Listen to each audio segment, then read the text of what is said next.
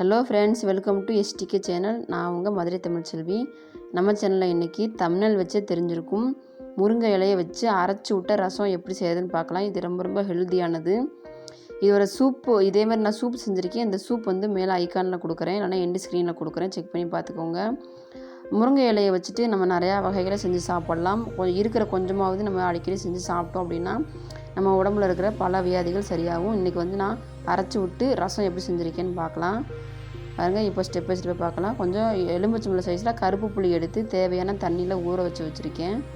அதுக்கப்புறமா முருங்கை இலை எடுத்திருக்கேன். இதில் வந்து பழுப்பு இலை, பூச்சி இலை இதெல்லாம் இருக்கும். நம்ம அதை பார்த்துட்டு எடுத்துகிட்டு உருவி வச்சுக்கலாம்.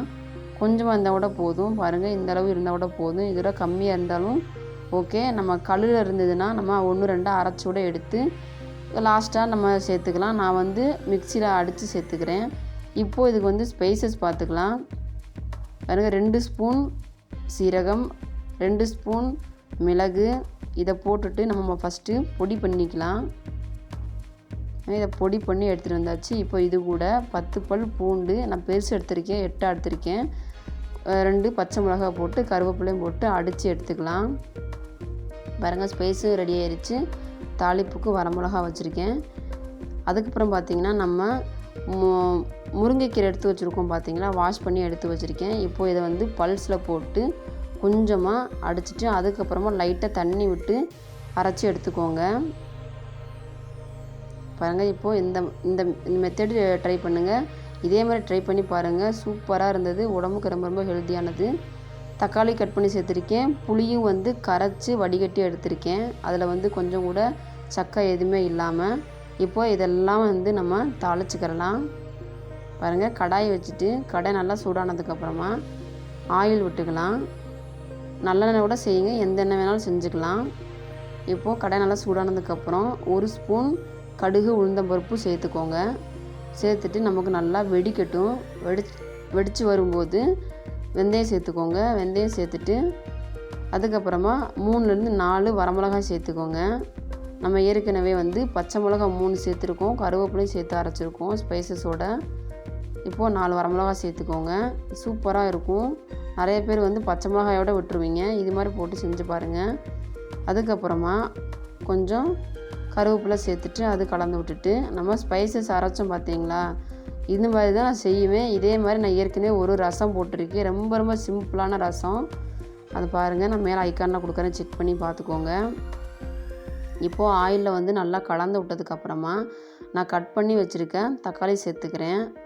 நீங்கள் வந்து சாப்பரில் கூட அடித்து சேர்த்துக்கோங்க, இல்லைன்னா மிக்சியில் கூட அடித்து லிக்விடாக சேர்த்துக்கோங்க. நமக்கு சீக்கிரம் வதங்கிடும். இப்போது நான் வந்து கட் பண்ணி சேர்த்துருக்கேன். இதில் வந்து வதங்கிறதுக்காக நம்ம ஒரு 1.5 ஸ்பூன் வந்து உப்பு, கல்லுப்பு சேர்த்துக்கோங்க. நம்ம கல்லுப்பு அதிகமாக யூஸ் பண்ணால் நமக்கு ரொம்ப நல்லது.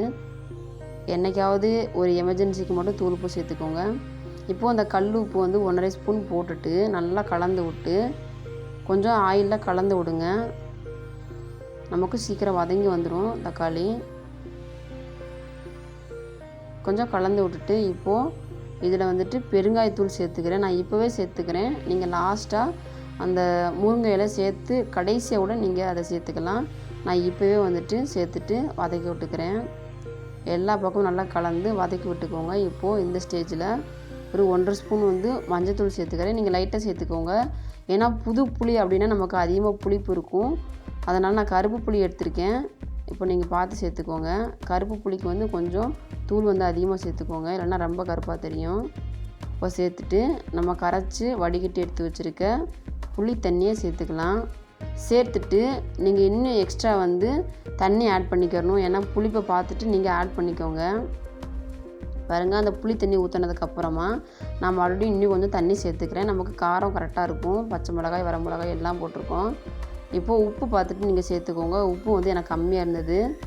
நம்ம ஃபஸ்ட்டே 1.5 ஸ்பூன் தானே போட்டோம். அதுக்கப்புறமா லாஸ்ட்டாக உப்பு வந்து இப்போ சேர்த்துக்கிறேன். சேர்த்துட்டு கலந்து விட்டுட்டு லைட்டாக நுர கட்டி இந்த பாருங்கள், இந்த ஸ்டேஜில் கொதிக்கிற ஸ்டேஜில் நம்ம அரைச்சி வச்சுருக்க முருங்கை இலையை வந்துட்டு சேர்த்துருவோம். நீங்கள் லாஸ்ட்டாக அந்த முருங்கை இலை 1-2 கூட கல்லில் லைட்டாக இப்படின்னு அரைச்சதுக்கப்புறம் கூட நீங்கள் சேர்த்துக்கோங்க. நான் வந்து மிக்சர் ஜாரில் அரைச்சி சேர்த்துக்கிறேன். நம்ம எப்படி வேணால் இந்த ரசத்தை செய்யலாம்.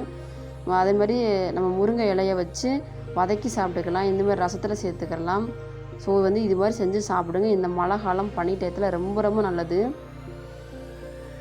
பாருங்க, இப்போது நமக்கு ரசம் தயாராகிருச்சு. இந்த ரசத்தை நம்ம அடிக்கடி குடிச்சு வந்தோம் அப்படின்னா கை கால் சோர்வு வந்து இருக்கும், அது வந்து நமக்கு தீரும். இப்போ இந்த நோய் வந்து பெரியவங்களை விட நமக்கு இப்போ இருக்கிற பிள்ளைங்க, சின்ன பிள்ளைங்க இந்த ரசமே எடுத்துக்க மாட்டேங்கிறாங்க. சின்ன பிள்ளைங்களுக்கு தான் இப்போ அதிகமாக பாதிக்குது.